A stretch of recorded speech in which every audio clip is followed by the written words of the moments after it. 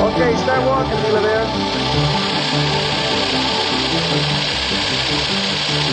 There's the longitudinal bulkheads. You ought to see them popping out, Rod. There's one right here. There's another one.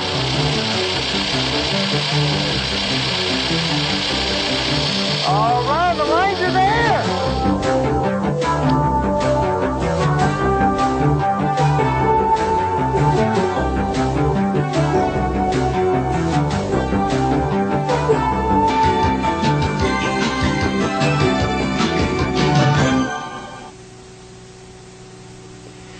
The possibility that Noah's Ark may have been found is an intriguing thought, but it's also a challenge to the accepted wisdom of our day.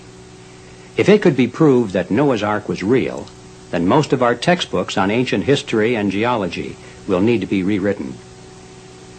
There are theological implications also, because many of the ancient flood stories have been preserved in documents which are revered as containing the Word of God. The story of Noah is found in the Torah and the Old Testament, and is cherished by Jews and Christians alike. It's found also in the Quran, and is a tenet of faith for Muslims. And a similar account is found in over 200 ancient legends, many of which have religious overtones. But the purpose of this presentation is to examine the historical and archaeological record, nothing more. We shall leave the theological questions for others. The story of Noah's Ark in the Bible comes from the 5 books of Moses, which is also part of the Torah. Both books describe a massive flood which destroyed mankind except Noah and his family. We are told that Noah built a boat 300 cubits long, 50 cubits wide, and 30 cubits high. And this craft, which came to rest upon the mountains of Ararat, became the mothership of man's survival. In the Quran, we find essentially the same story, including the loading of animals, the scoffing of unbelievers, and the ark's final resting place upon a mountain in Ararat. The story of a mammoth flood and its survivors has been preserved in the written and spoken traditions of most of the ancient peoples of the earth. It's found in northern Europe, Southeast Asia, China, Egypt, North and South America, Africa, India, and the Pacific Islands. The oldest of these records dates back over 4,000 years to the land of Sumer, the world's first known civilization. Stories of the early history of man were written on clay tablets which were copied and spread throughout the ancient world. In the 1840s, hundreds of these tablets were discovered by archaeologists digging among the ruins at Nineveh, the capital city of the ancient Assyrian Empire. The account of the flood was among them, and was discovered on the 11th tablet of a longer story called the Epic of Gilgamesh. Gilgamesh was said to be the king of the city-state of Uruk, who performed many heroic deeds, and then set out to find the secret of eternal life. For many years it was assumed the story was pure myth, but it is now known that Gilgamesh was real, that he was the king of Uruk almost 5,000 years ago, and that he actually did accomplish at least some of the exploits described in the story. In the Epic of Gilgamesh, Noah's name is given as Utnapishtim, but otherwise the details are strikingly similar to those in the book of Genesis, the Torah, and the Quran, even the releasing of birds to locate the direction of land. The first written language was Sumerian. Sumerian is about 5,000 years old, and its heyday was between 3000 BC and 2000 BC. Its language is not connected to any other language known, which is very unusual. Marvin Luckerman is the editor and publisher of the magazine Catastrophism and Ancient History. He holds a master's degree in Islamic studies and has pursued the field of archaeology as a participant in excavations in northern Israel. He is a recognized authority in ancient languages. The Gilgamesh text is not only in Akkadian, in Babylonian, in Assyrian, in Sumerian, in even other texts, Hurrian. It was a text that was done over and over and over again. It was the Iliad of the ancient world. And it was a text that was used and remembered and used in rituals, and it was a text they had to know, just like we have to know the Bible, they had to know the Gilgamesh text. And in that text they found a story of the flood. One of the most persistent legends of history is that Noah's Ark came to rest high in a glacier on Mount Ararat. But that notion did not originate in the Bible or any other ancient account of the flood. Its origin was the pen of a 4th century writer by the name of Faustus of Byzantine. Faustus wrote that St. Jacob made numerous attempts to find the ark on Mount Ararat, but each time collapsed from fatigue and awoke at the base of the mountain. Then, in answer to a prayer, an angel appeared and gave him a piece of wood taken from the structure. This tale was quoted and requoted by historians for hundreds of years thereafter, and it became the foundation for the present-day legend. The book of Genesis says the ark came to rest not on Mount Ararat, but upon the mountains of Ararat. Ararat was the name for ancient Urartu, later known as Armenia, a part of which is now Turkey. It was the description of a kingdom, an area with numerous mountains. Mount Ararat is just one of them. The Quran says the ark came to rest upon Mount Judi. There are several mountains in that part of the world called Judi, but Mount Ararat is not one of them. Nevertheless, the legend prevails, and for over 100 years men have scrambled over the glaciers of Mount Ararat searching for St. Jacob's Ark. There have been numerous claims of finding the ark. Some have said they saw it from a plane. Others say they climbed the mountain and walked within its chambers. Some have alleged to photograph it, but the photographs have mysteriously disappeared, and the only tangible evidence that remains today are several pieces of hand-hewn wood. They were brought from the mountain by the Frenchman Fernand Navarra, who claimed that he chopped them out of the ice. In later years, Navarra's climbing partners accused him of taking the wood up the mountain for a fake discovery, to create a market for his book, Noah's Ark, I Touched It. One of the most repeated stories about the discovery of Noah's Ark was first published in 1939 in the New Eden magazine. The writer of this story was identified as a former Russian aviator named Vladimir Roskovitsky, who described how he saw the ark in 1916 while on a flight over Mount Ararat. He said it was protruding from the ice at the edge of a small lake. A report was made to the government, and the Tsar sent soldiers up the mountain to confirm the sighting. They brought back photographs showing hundreds of rooms with cages. But the Bolshevik Revolution occurred only a short time later, and the photographs were destroyed. This story offered great hope to the believers in the legend of St. Jacob, and it has been retold over the years many times. But in 1976, 37 years later, the editor of the New Eden magazine, Floyd Gurley, revealed that the Russian aviator never existed. He had written the article himself. In a letter to Mrs. Albert Watson in Angwin, California, Mr. Gurley admitted that he had invented the aviator's name and that the article had been fabricated out of a story he heard from a Russian refugee. Perhaps the most colorful of all the discoverers of Noah's Ark was a flamboyant character by the name of John Joseph, who in 1893 arrived in the United States from Baghdad and addressed a meeting of the World Parliament of Religions. He identified himself as Prince Nuri, the head of the Nestorian Church in South India, and gave his credentials as Sacred Crown Supreme Representative, General of the Holy Orthodox Patriarchal Imperiality, the Most Venerable Prelate Monsignor, Prince of Nuri, Chaldean Patriarchal Archdeacon of Babylon and Jerusalem, Grand Apostolic Ambassador of Malabar, India, and Persia, the first universal exploring traveler of 1,000,000 miles, and the discoverer of Noah's Ark. Prince Nuri claimed that he found the ark high on Mount Ararat, half filled with ice and snow, that he walked within its walls, and that its measurements were exactly as prescribed in the Bible. His mission was to raise money to bring the ark down the mountain in pieces and reassemble them at the Chicago World's Fair. In the 3rd century BC, a Babylonian priest and historian by the name of Berosus was captured by the Greeks and translated into their language many of the ancient accounts of the origin and history of man. From these documents we learn two things about Noah's Ark. One is that Berosus said the ark landed in the mountains of Armenia, not necessarily on Ararat.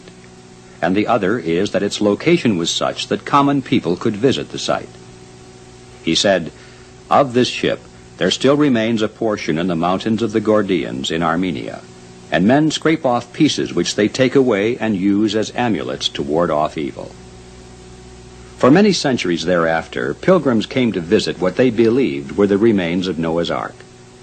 Rocks and caves within the area are rich with ancient religious symbols, evidence of pilgrims visiting a holy site.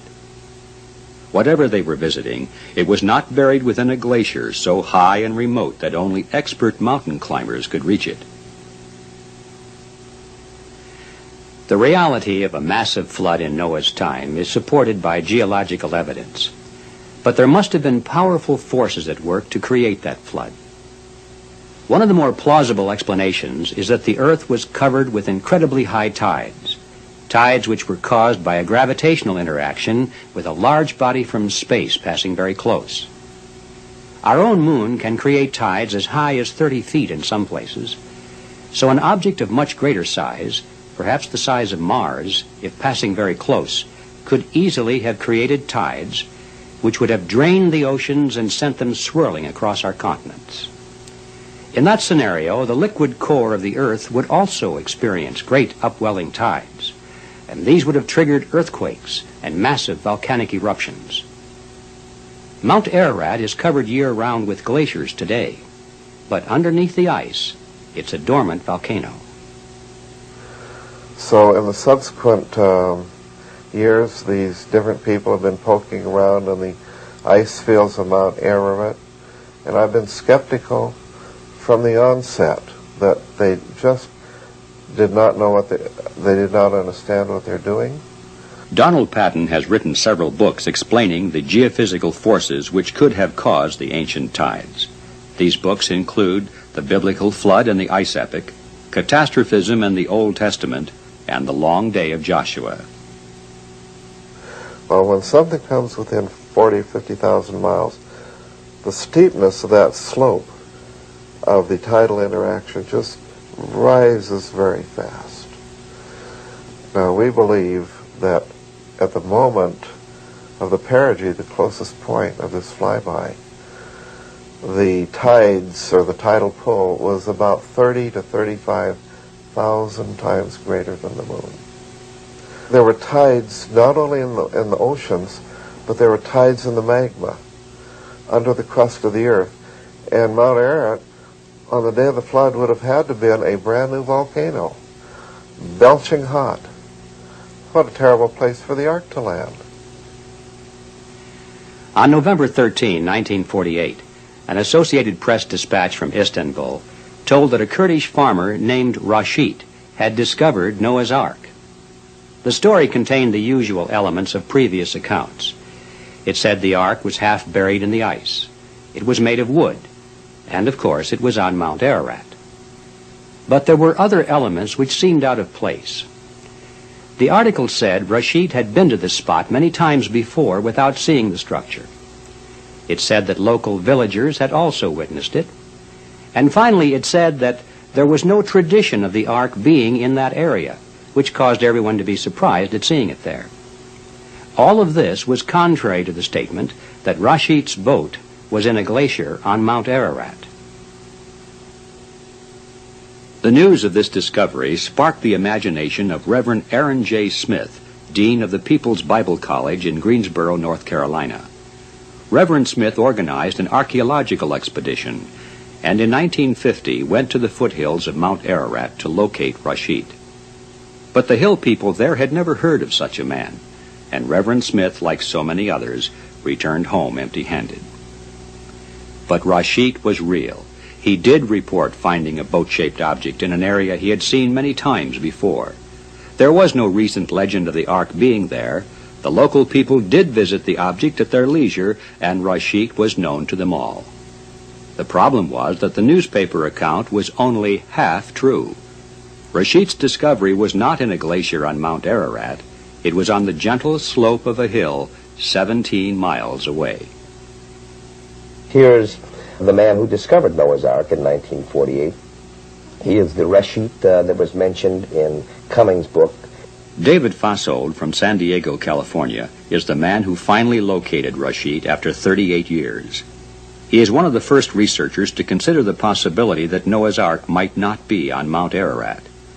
Author of the book, The Ark of Noah, Mr. Fasold is a former merchant marine officer and has spent many years in the salvage of sunken ships. He's an avid amateur archaeologist and is accomplished in languages of the Middle East. He's there on the left, Ali Oglu Rashid Sarihan. And of course, when people read about the account of him discovering the Ark, they immediately went to Ararat and asked everyone, where's Rashid? And he was a mystery man. Nobody could find him. Rashid Sarihan was born in the village of Dobayazit and spent his entire life in that area as a farmer and sheep herder. When interviewed in 1986, his memory of the discovery was still quite clear. In 1948, there was an earthquake, and before this earthquake, it was a flat ground. They were planting on it, and it was covered with grass. And the earthquake repeated 3 times in 10 to 15 days. And the first time of this earthquake, it appeared. And the second time, it came up higher. And the third time, it took this shape. Rashid's discovery remained unnoticed by the outside world until 1959, when it was accidentally photographed from the air by a Turkish pilot working on a government map-making program. When the cartographer in charge of the project announced that the boat-shaped object could not be a natural formation, the story was picked up by the international wire services and carried in American newspapers. An expedition to investigate the site was organized by Rene Norbergen, author and researcher from the United States. He was joined by George Vandeman, a well-known television evangelist. With the cooperation of the Turkish government, the team was escorted by a small contingent of soldiers, accompanied by Captain Ilhan Rupinar, the man who first identified the formation from aerial photographs. They arrived at the site in June of 1960 and began to dig. 5,000-year-old timbers at that elevation would long ago have rotted, leaving behind only outlines of pigment in the soil. Nevertheless, the investigators were looking for wood. After digging 3 trenches, all they found was clay and rock. Finally, at the end of their patience, they used dynamite to blow several holes in the side. But as before, all that was dislodged was what appeared to be dirt. So the expedition returned to the United States and pronounced that the object was merely a geological formation. The September 5, 1960 issue of Life magazine carried the story, and hopeful eyes turned once again to Mount Ararat. For 2 more decades, the great structure lay wounded and ignored by mankind. Then in 1977, Ron Wyatt, an amateur archaeologist from Madison, Tennessee, inspected the site with a metal detector and obtained evidence of metallic deposits within the walls. In 1984, he submitted soil samples to a laboratory for analysis and was told they contained traces of man-made alloys. During a visit to the neighboring village of Kazan, he was shown ancient anchor stones similar to those used on seagoing vessels thousands of years ago. But these were almost 6,000 feet above sea level and 2,000 miles from the nearest ocean. While Ron Wyatt was making these discoveries in Turkey, David Fasold was independently pursuing his own research among ancient manuscripts. One of the things that I was always puzzled with was this document written by Berosus, the the interpreter of Belus. He was the high priest of Babylon, and wrote this document around 281 B.C. It was in a letter, actually, to Antiochus I, one of Alexander the Great's generals, where he said what I believe to be the geographical location for Noah's Ark. Berosus wrote that the ark was still in existence in his day and was visited by religious pilgrims. He also gave its measurement as being 5 stadia long and 2 stadia wide. A stadium in ancient Greece was the measure of a track used for foot races and was 607 feet long. If the size of Noah's Ark was being described in terms of racetracks, it would have been over 3,000 feet long and 1,200 feet wide, an unlikely dimension, which has caused many historians to dismiss Berosus as a myth maker. David Fasold was not so sure and began to suspect that the word stadia might have been a mistranslation from the original manuscript. He discovered that the Greek symbol for stadium is similar to the Egyptian symbol for Tomera, which means the land of the Mer, or Egypt itself. But Mer also meant a right triangle, which was used in land surveying and geography. The length of its perpendicular sides was always in the ratio of 5 to 2, precisely the same as the figures given by Berosus. Fasold theorized that if the word Tomera is substituted for the word stadium, then Berosus was not giving dimensions of the ark, he was giving coordinates for its location. And so with that in mind, I concentrated on how you would give a geographical location on the earth during Persian times, and came to a location on the chart in Turkey. The 5 Tomera would be 90 degrees, and 2 Tomera would be 36 degrees, so by necessity the other angle has to be 74, and we have 2 crossing lines about 17 miles south of Mount Ararat. 17 miles south of Mount Ararat. Although Fasold did not know it at the time, that was precisely the location of Rashid's boat.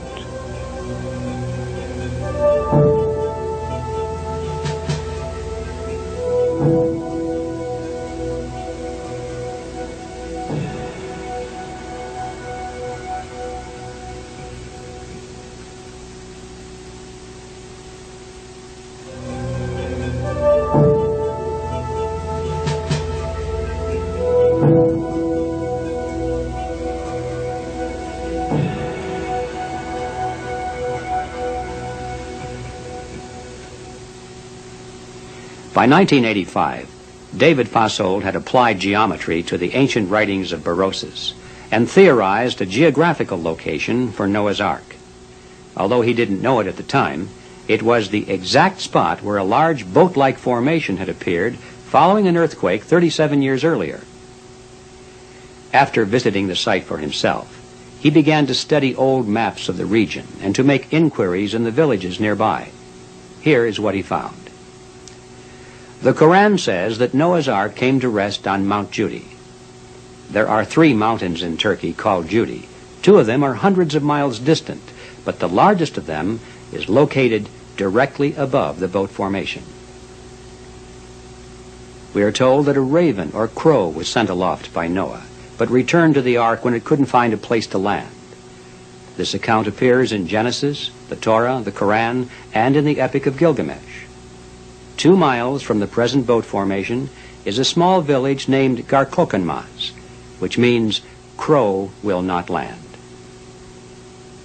In many of the ancient texts dealing with the flood, those on board the ark were referred to as heroes who had survived the Last Judgment, and thereafter people made a pilgrimage to what remained of the vessel. Fasold learned from the villagers and from old maps that other mountain peaks surrounding the site carried such names as Heroes' Anchorage, the Last Judgment, and Voluntary Pilgrimage. We have the mountain up there that what I showed on the chart was called Yit Yataki, excuse me, Yit Yataki, and Yit is hero, and Taki means a bed, couch, or mattress. If it's spelled Y-A-T-A-K, Yatak or Yataki-I. But if it's spelled G-I, and indeed on the map it is spelled Y-A-T-A-G-I, it takes on the maritime meaning. And if that's the case, it means hero's anchorage or birth.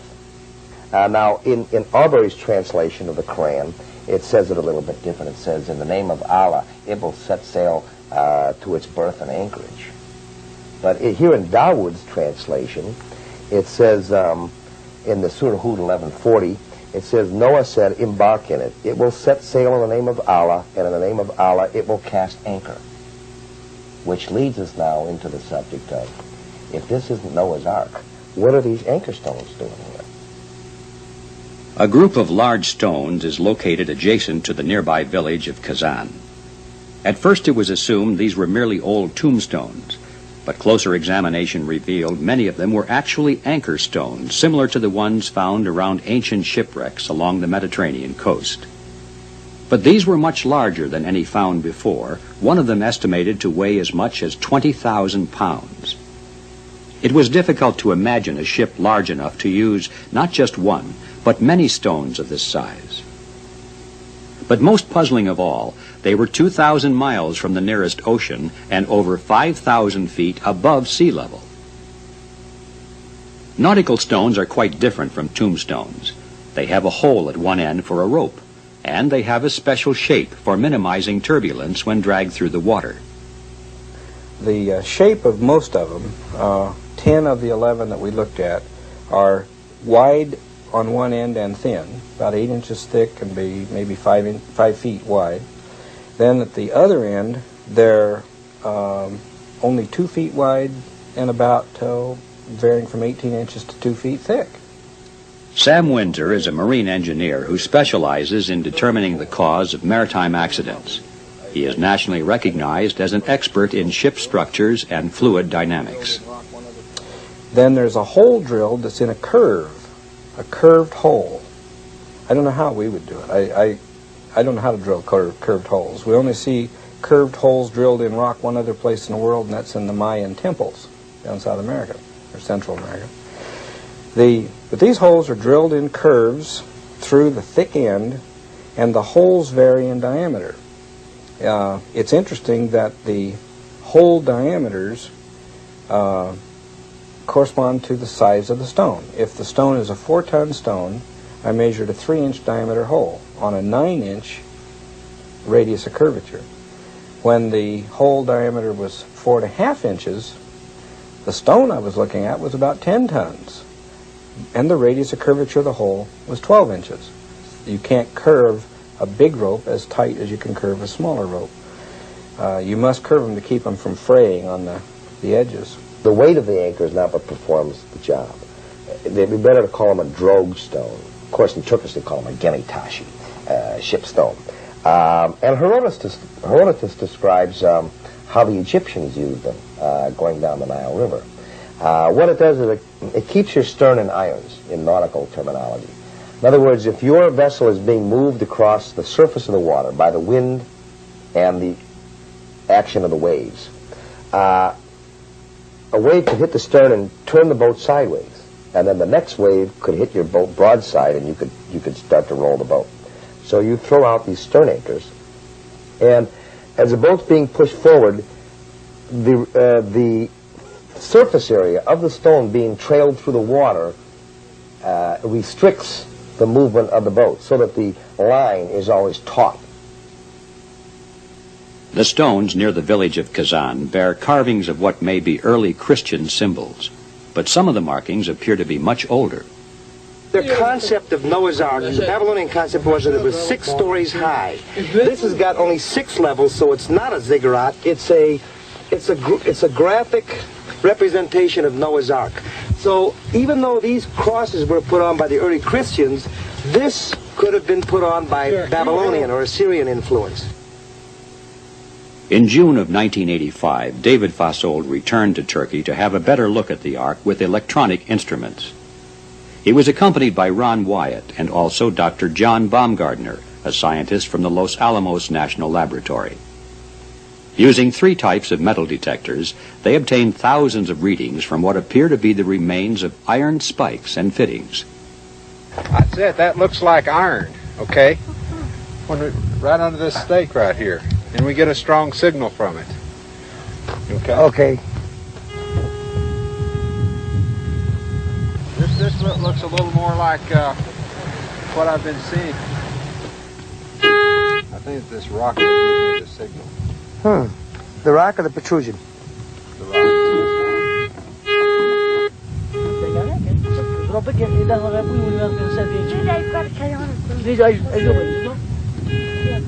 Okay. Oh, look at that. Oh, well, wait a minute. Wait a minute. Let me get a close-up of that. Kind of, You want my hand in there for? yeah, just to point at those little Okay. flakes of iron that are coming out, like right there. There and there.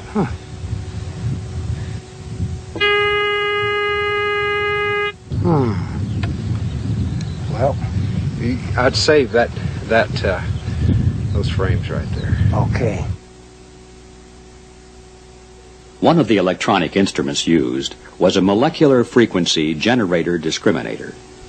It's sometimes confused with dowsing because it requires the use of rods held by an operator.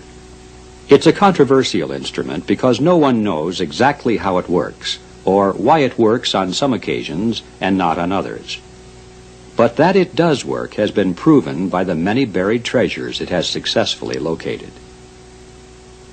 See, there's my intermediate. Okay, the one where the guy with the red hat's sitting on, that one's right here. Okay, my next one is here.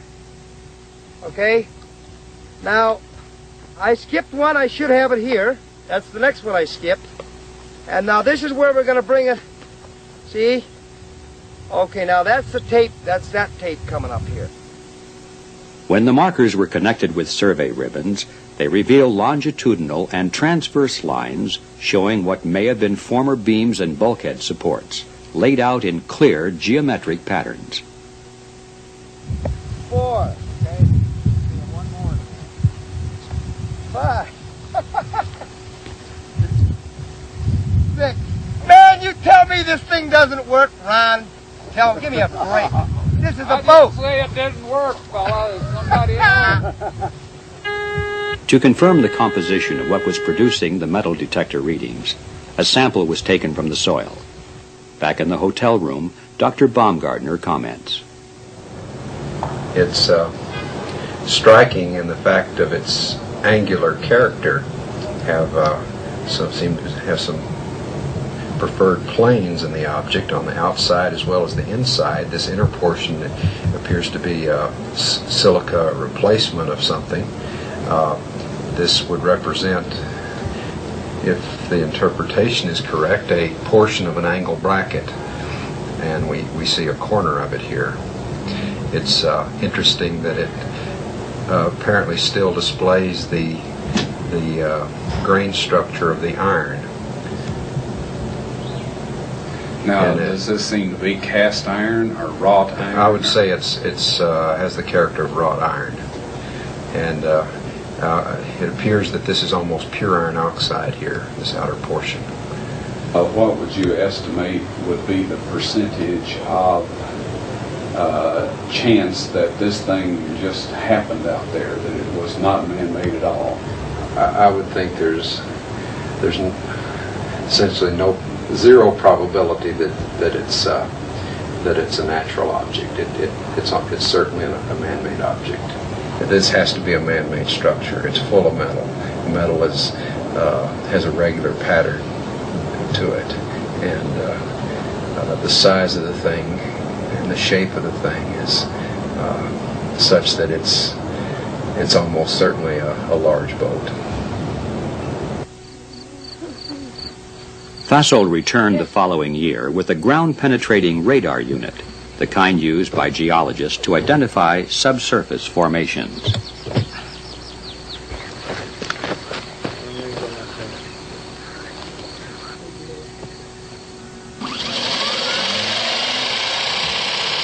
Okay, start walking, De La Vera. There's the longitudinal bulkheads. You ought to see them popping out, Ron. There's one right here. There's another one.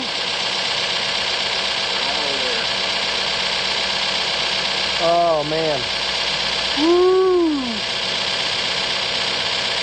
Look at them. There's the keel line right there. All right, the lines are there. The lines are there. The size and shape of Noah's Ark is a topic which has troubled historians for centuries. One of the problems is uncertainty regarding the length of a cubit. English tradition holds that a cubit was the length of one's forearm, from 17 to 22 inches. Hebrew tradition sets it at 18 inches. Since the book of Genesis is believed to have been written by Moses, and since Moses was a Hebrew, many biblical scholars have used the Hebrew cubit to calculate the length of Noah's Ark at 450 feet. But there's another cubit which is much older. It was used by the Egyptians in the construction of the pyramids. It's measured at 20.6 inches. Moses was raised by an Egyptian princess in the house of Pharaoh and educated by Egyptian scholars. Undoubtedly, he was taught their standard of measure. If Moses had used the Egyptian cubit in describing the ark, then it would not be 450 feet long. It would be 515. When David Fassold stretched his tape measure along the center line, he could hardly believe his eyes. He recorded in his field notebook 515 feet. But there was a problem with the width of the ark. Genesis says it was 50 cubits wide, which would be about 86 feet. The actual dimension was 138 feet at the widest point measured. If the ark had been constructed as a large rectangular box, a measurement of the width would pose no problem because it would be the same all the way along. But here was a boat-shaped object. Was the measurement to be taken at the widest point, or was 50 cubits an average width? Was it at the waterline or the upper deck? David Fassold has drawn upon his nautical background and proposed an intriguing solution to this puzzle. He theorized that the measurements of the ark were not dimensions of a rectangular box, but a description of its volume. The size of a house is commonly described in square feet, but that doesn't mean the house is square. Storage tanks are rated by cubic feet, but they're cylinders, not cubes. Likewise, the storage capacity of a ship is stated in terms of the volume of water it displaces, which can be expressed as a cube or a three-dimensional rectangle. But that has nothing to do with its true shape. In the Epic of Gilgamesh, the deck of the ark was described not as a rectangle, but as an area equal to the square of 120 cubits. That area was called an iku, and it is the origin of our present-day word, acre.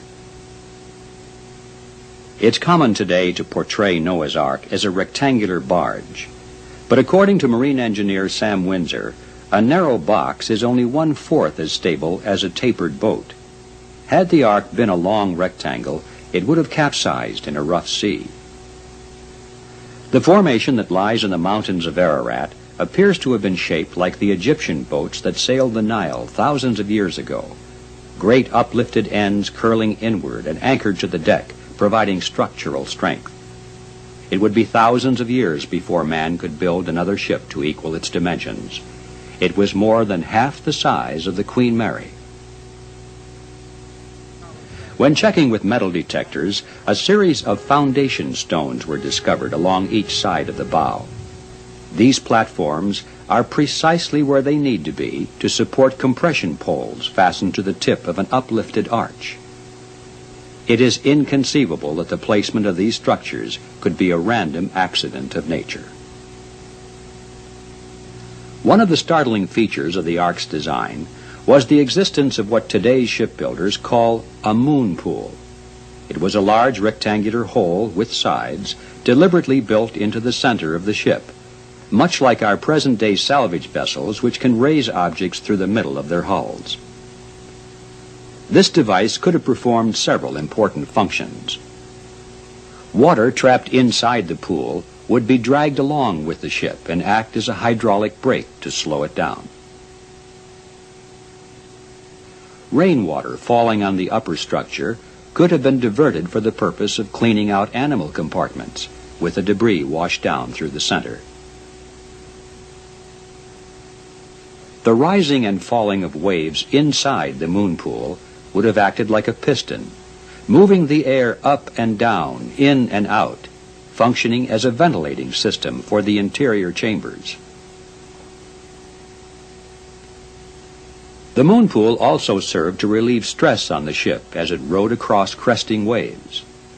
This was accomplished by allowing some of the water to push up into the opening, rather than raising the entire hull. Without this feature, a ship that large would have straddled the waves, and its ends would have sagged from gravity as they extended into the air. It was soon realized that the design of Noah's Ark was based upon two mathematical concepts known as pi and phi.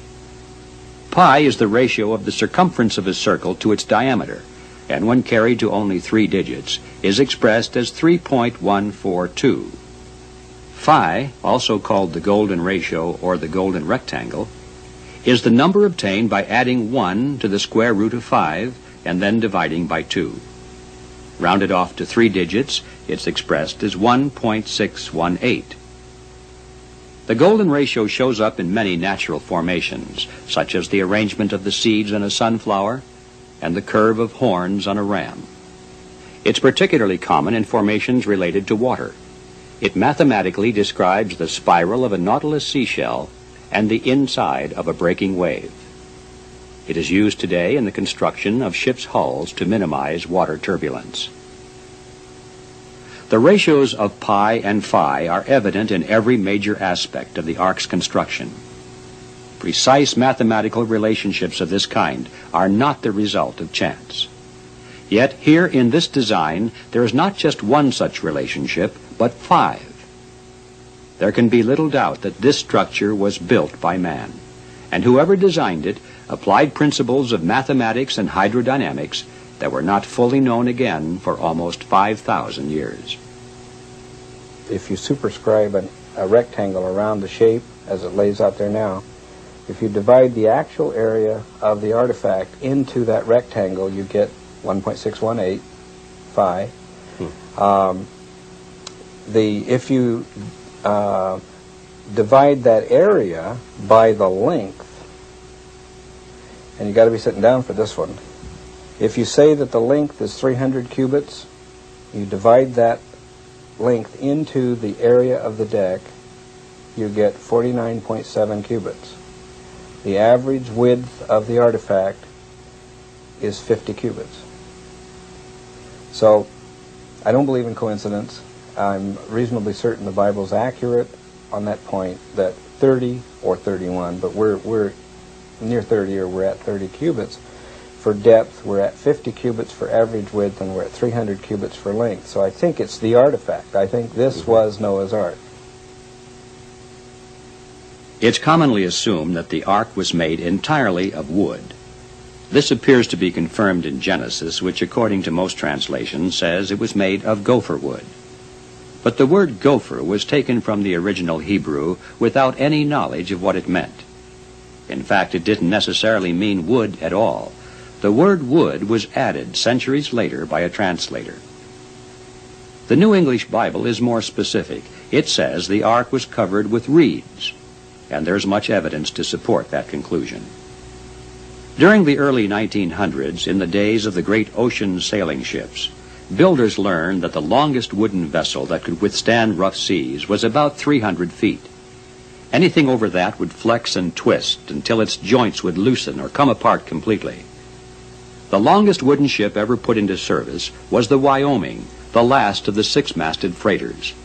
At 330 feet, she was considered to be untrustworthy. The structure that lies in the mountains of Ararat is almost twice as long as the Wyoming. It's likely that wooden timbers were used for upright supports and flooring, but the area below the main deck appears to have been made primarily of reeds.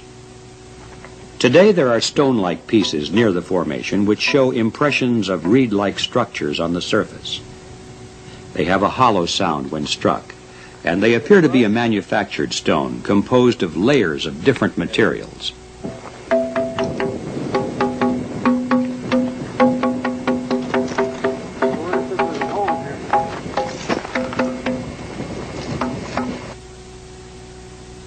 Many of the ancient texts agree that the ark was covered with some kind of substance, probably to make it watertight and to bind the reeds together.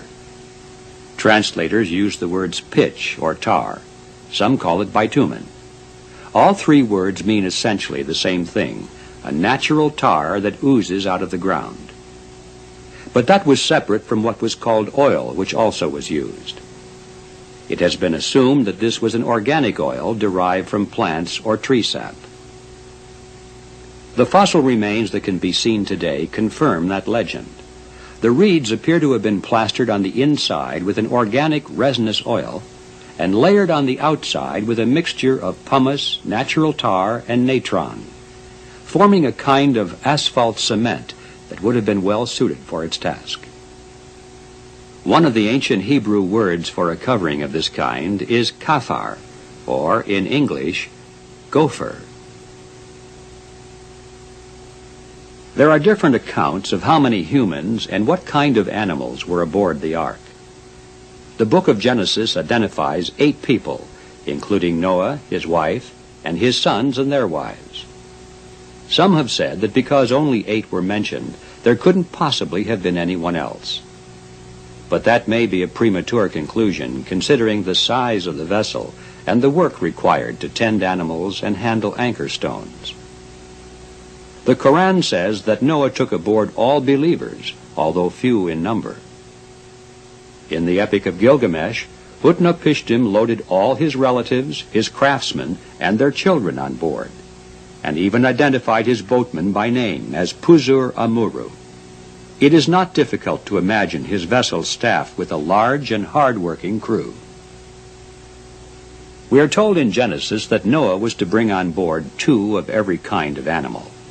It didn't say whether this was every kind in the entire world, or every kind that was natural to the local area, or every kind that served a purpose for Noah. And since it didn't specify, the common assumption has been that it meant the entire world. And that has become the basis of the typical Sunday school image of the ark as a kind of floating zoo. This interpretation has led many people to reject the entire story. It's difficult to believe that creatures which existed on the other side of the planet would be able to reach the ark, walking and swimming literally halfway around the earth. The solution to this puzzle may have been found in the Sumerian and Babylonian tablets. They tell us that the purpose of animals aboard the ark was not to preserve every creature on the planet, but to provide food and clothing for Noah and his crew. Utnapishtim tells Gilgamesh that he took only farm animals, those that eat grass and would remain at his door. Early editions of the Old Testament were in agreement with that view. The King James Version mentions birds and creeping things, but the only animals specifically named were cattle, nothing else. It wasn't until more recent times that translators and revision committees began to interpret the text to conform to the popular image. The strongest opposition to this amazing discovery has come not from those who are opposed to religion and who reject the stories in holy books, but from those who have preconceived beliefs about the ark and who are not about to change. They are committed to the notion that Noah's ark has to be on Mount Ararat, must be entirely of wood, can only be rectangular in shape, and must have been measured by the Hebrew cubit. And so it wasn't long before the boat formation was being explained as something else. It has been speculated to be a mudslide, or an ancient Mongol fortress, or a sunken pleasure yacht belonging to a king of Persia, or even a replica of Noah's Ark constructed by Constantine.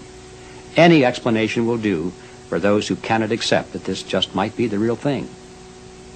There is, of course, a possibility that the theory advanced in this presentation also is wrong. It would be foolhardy to state with certainty that the case is closed when there is so much about the formation yet to be learned. The time has come for the Turkish government to lead an international team of investigators representing all theological and scientific viewpoints to confirm the initial findings and to probe for additional data. But even then, there undoubtedly will be skeptics and naysayers, because unless they dig up a brass plaque with the words "Built by Noah and Sons," there's no way to be 100% certain. Nevertheless, based on the evidence we do have right now, we can formulate several important conclusions. It's a man-made object. It was designed as a boat.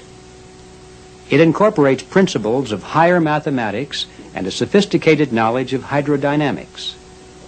It's the proper dimension and volume for the ark. It's in the proper geographical location. It's accompanied by anchor stones of an appropriate size, and these are almost 6,000 feet above present sea level. It's in an area which for thousands of years was visited by religious pilgrims. It's surrounded by mountains and villages which carry names from antiquity relating to the ark's landing. And it's consistent with the ancient flood stories from Sumer, Akkad, and Babylon, as well as the Torah, the Old Testament, and the Koran. If this isn't Noah's Ark, it appears to be somebody's ark. And until they find that brass plaque, we'll each have to draw our own conclusions regarding who built it. In the meantime, thanks for coming on board.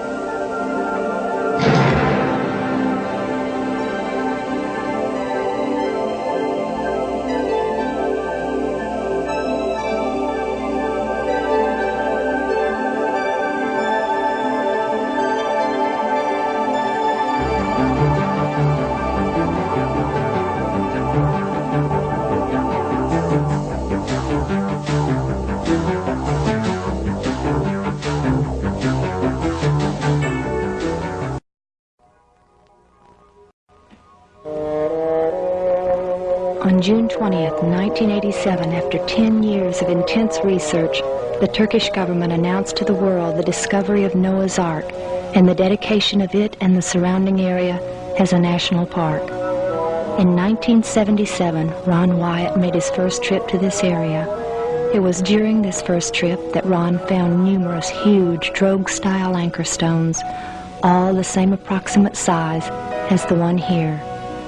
These were all in a direct alignment with the boat-shaped object, evidencing their being cut loose or dropped as the ark entered the area of its final rest.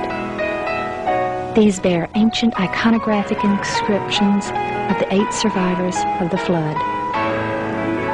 In December of 1978, an earthquake in this highly remote area dropped the soil from around the formation, allowing Ron to see for the first time the rib timbers and deck support timbers visibly exposed on the sides. A large crack was also formed along the entire length of the object, and he was able to measure the depth and take samples for analysis. The analyses showed a very high organic carbon content consistent with ancient wood. Later metal detection surveys and subsurface interface radar showed an incredible man-made structure encapsulated within the formation. Keels and keelsomes, bulkheads, decks, and even partitions between the cages became visible through these scientific devices. Do you believe Noah's Ark actually existed? Could the legend that sounds like a fairy tale really become proven fact? Well, the search has been going on since biblical times, and in a moment you're going to meet some people who are positive they have found the Ark. Now, we know such claims have been made before, but a few months ago, these people came to 2020 with some new and intriguing scientific findings. We followed them to the mountains of eastern Turkey, and what you'll see is a bizarre adventure with a host of unlikely characters. Tom Gerald's story takes many twists and turns. Consider, if the biblical story of creation is fact and not fable, then the theory of evolution is all wet. A confirmed discovery would be the greatest archaeological find of all times and provide for religious fundamentalists hard evidence of the Bible's absolute reliability. Thus, Noah's Ark has become the most controversial artifact ever recorded by man. That's the seductive beauty that brings them here, snow-capped Mount Ararat. The explorers looked for the Ark there since that's the highest point around here. And as the floodwaters receded, presumably that's where it would have landed. But the Bible describes the mountains of Ararat, mountains plural. Is it possible that the Ark came to rest on one of the smaller sister mountains to Ararat? Such a theory is abhorrent to the old-time fundamentalist, the true believers who are unbending in their faith, that the Bible was referring only to Ararat as the Ark site. Have you ever seen anything like this? Look at the grain in this thing. It almost looks like wood. But now there are fundamentalists who are contradicting that claim. They are the new believers. Ron Wyatt and Dave Fassel believe they have found the Ark on a slope of what the local people call Doomsday Mountain, some 15 miles south of Mount Ararat. Their Ark fever is fueled by expeditions on foot, deep into the surrounding valleys. Here, following a local Kurdish villager who drew maps on his palms, Wyatt and Fassel have made what they consider exciting and important discoveries. Apparently old Armenian tombstones that commemorate the survival of Noah and his family. Same kind of strange stones. When the early Christians found these things, they carved 8 crosses on it for the 8 survivors. This whole valley was known as the region of 8. Ron, what's the significance of the placement of the crosses in these stones? All right, Tom, this is an iconographic representation here of a man, the head of the household, his wife, his 3 sons, and his 3 daughters or daughters-in-law. And as you can see here, the 8 crosses, the ones to his left are the lady folks in the family. The ones to his right are the men folks in the family. Do these fit the story of Noah? They do. To Wyatt and Fassel, these stones appear to be in direct alignment to the boat-shaped site on Doomsday Mountain. The boat-shaped site was first found and photographed by a Turkish army captain back in 1959. It was quickly explored and dismissed as a freak of nature. But Wyatt, an amateur archaeologist, rekindled interest in it a few years ago. He brought in Dave Fassel, a marine salvage expert, to assess it. The Doomsday Mountain team brought in some high technology to explore the oldest legend of man. They began scanning their site with a molecular frequency generator. It's a device used by surgeons to pinpoint cancer tumors, and it's been used by Fassel to locate underwater treasure. This time, the molecular frequency generator began to pick up a unique pattern of iron lines beneath the earth. Okay, bring that one up. They began placing ribbons along those lines. The finished shape, outlined by the ribbons, was that of a huge ship, the approximate length and width of Noah's Ark, as described in the Bible. The fascinating field of ribbons soon attracted higher academic interest. That looks like iron. Okay. Dr. John Baumgartner, a physicist with Los Alamos Laboratories, sent samples back to the lab for analysis and confirmed that the metal they were tracing with the ribbons was indeed iron. With the length known, the only remaining question was depth. By locating the depth of the hull, they could determine if the boat-shaped object had the cargo capacity described in the biblical Ark. To resolve this final issue, Wyatt and Fassel brought geologist Tom Finner to Turkey with his company's heavy-duty subsurface radar equipment. Gear like this located the black box cockpit recorder on the floor of the frozen Potomac River after the Air Florida crash. Suppose this rock were a foot or 2 feet underground. Would it give you a reading as to where that was? Could you locate it? Yes, we could. Is it possible that there will be a moment at which you will say, this is a man-made object? The symmetry of the feature suggests it's a boat. I hope to prove that the underground structure is in fact that of a boat. Indeed, there is something beneath that rock besides rock. A radar device developed by Geophysical Survey Systems in Hudson was used on the mountain. The device, called SIR, is used by energy exploration companies to analyze what's below the Earth's surface. According to SIR, something man-made is under Mount Aridog. This data does not represent natural geology. It's a man-made structure. These reflections are occurring very periodic, too periodic to be random natural type interfaces. The governor of Ari had Ron demonstrate the radar. When he found what looked like a broken timber near the surface, the governor had it dug up and gave it to Ron to be verified. The lab test revealed organic carbon. It was petrified wood. But the final proof was when it was sectioned. The evidence was obvious. Not only could the internal wood structure be seen, it was also clearly laminated wood. 3 separate layers could be seen. The adhesive material, or glue, had seeped out and hardened on one end and was perfectly aligned with the internal layers. Our last trip out there this past June, we found this very impressive rivet. And if you'll notice here, the plate itself is just a little more than 1/4 of an inch in thickness. It's approximately 3.5 inches in diameter, the plate itself, and then the shaft of the rivet is roughly 1 inch to 1.25 inches in diameter. And if you'll notice here, it was struck while it was hot and flared out the end of the shaft so that it would not slide back through the hole in this washer. And this shows that their abilities to use metal was quite advanced, quite sophisticated. And folks, there are thousands of these rivets on this boat. In fact, at every joint where the wooden structures are held together, they're held together by large metal plates which are predominantly iron, and then these rivets. Good morning. I was just wondering how the size of the structure compared with the dimensions in the Bible.